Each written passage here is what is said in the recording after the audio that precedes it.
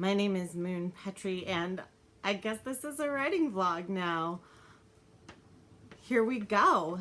So I continue to do some brainstorming, what feels to me a little like outlining, but by the end of it, I have 4 pages of ideas. I know a lot of the things that will happen generally, vaguely, but not in any sort of detail and not a clear order of events or anything. And then I have a separate document with character names. So I've done the alphabetical list of first names, list of last names, made sure nothing is too rhymey or matchy. I have a page of that, less than a page, and I will also I just have separate lists of first names and surnames, and they're not connected. Nobody had 2 names, and then so as I go underneath that, I will jot down the combination. So yeah, somewhat less than 4 pages of outliney brainstormy stuff, and just less than a page just name list. I continued looking through my playlist of Pantstober from last October and the brainstorming ideas I had then and documents that I used for brainstorming in the past, especially where, I was very broad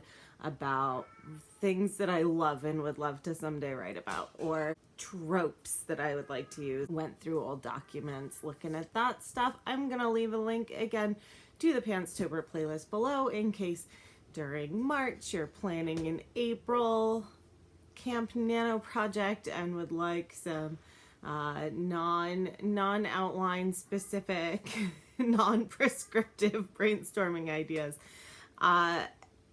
One of the things that I really loved that I did for Glow, and I just did it again now, was to come up with the 5 most recent books I had read in the category and genre, and then write down things that they all had in common to get a better sense of conventions of genre with really concrete examples. And so this time, the 5 most recent middle grade contemporaries that I have read: Ivy Aberdeen's Letter to the World by Ashley Herring Blake, which was published in 2018. For Black Girls Like Me by Mariama J. Lockington, published in 2019. Hazel's Theory of Evolution by Lisa Jen Bigelow, 2019. A Snicker of Magic, I would call fabulism, but it's largely like a contemporary with, a snicker of magic. Natalie Lloyd, that's from 2014. Liar and Spy by Rebecca Stead, 2012. So those last couple are not quite as recent. However, the 5 most noticeable things that they all had in common. Keeping secrets is a really common theme, and it's not necessarily exactly as simple as that. Some kind of dishonesty or withholding, whether that's trying to keep a secret from your family or to keep something about your family secret or something along those lines, something where eventually the character has to come clean or is found out or learns that they're not alone holding on to stuff like this in whatever way. Holding on to stuff, withholding, secret keeping, dishonesty tends to be a major theme in middle grade contemporaries. And, in my writing in general, I would say that honesty is a common theme. Regardless, being very concerned about your own family. Something is wrong in your family, you're afraid something is wrong in your family, or there is concern that your family would be better off without you, or that you're overlooked or don't belong, or you don't know how you fit in with your family. So this plays out in a lot of different ways. In Hazel's Theory of Evolution, one of her moms was pregnant again after multiple miscarriages. So sometimes it's mental illness of a family member, sometimes it's having a bunch of siblings and not feeling seen in your family, or a lot of different ways that concern about your own family comes up in middle grade contemporaries. Making a new friend came up in all 5 of these books and is pretty common, whether that's I'm the new kid, or there is a new kid, or in some ways circumstances change and people are thrown together, and cautiously making a new friend, not the way that you probably made friends in kindergarten when you're making friends in middle school. Noticing how other families differ from their own, and maybe really getting the intensity of that, or attaching judgment to that for the first time in a way that kids may have noticed when they were younger, that so-and-so's house is different, or they live in an apartment, they live in a house, or this person only has a single parent, or whatever the circumstances are, but like really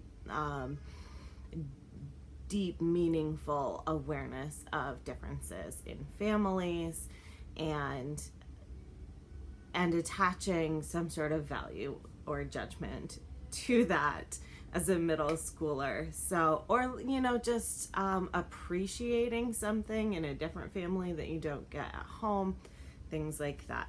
So that came up in all of the books, and this is where I got really excited.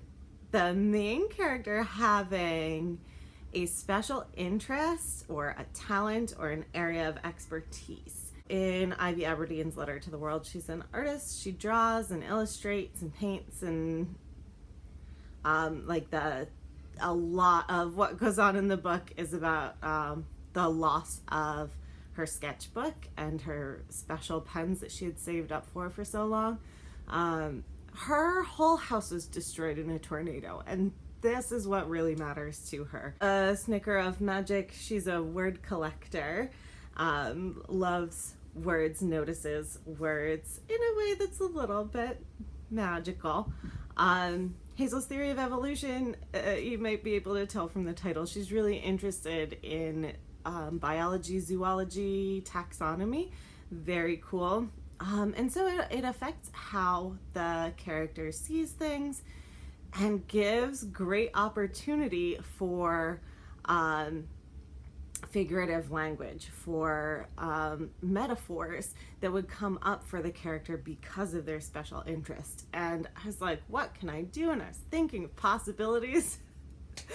And I settled on cooking. So this is a thing I do a lot of. I know a lot about it, and I'm really excited to have that opportunity to work in some fun cooking language and thought process about that. So I'm really excited about it, and here it is. It is Thursday. It is the 23rd. No, it is Wednesday, but I was right. It's the 23rd.